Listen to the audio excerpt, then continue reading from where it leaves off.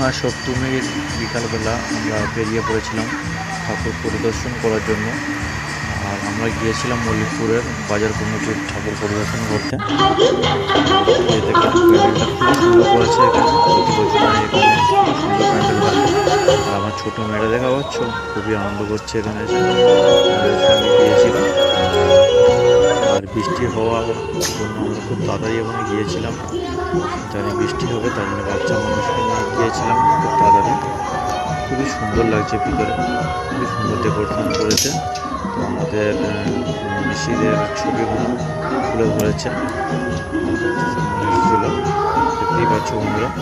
আর ঠাকুর তো খুবই সুন্দর হয়েছে, তো এমনিতেই সুন্দর যাকে বলে আমরা জানি, খুবই ভালো লাগছে।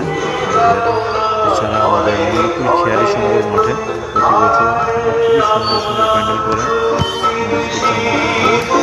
বলেছে।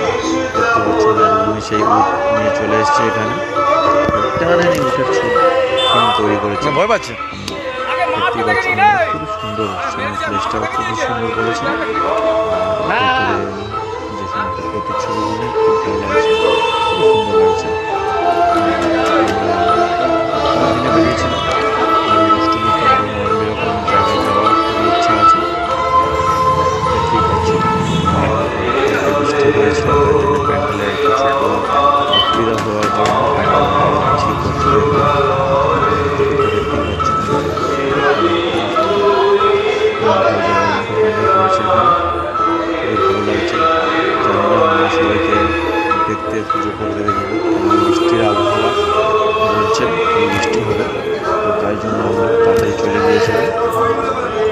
এছাড়াও বন্ধুরা সবাই তোমরা তো পারো তাড়াতাড়ি ঠাকুর চেষ্টা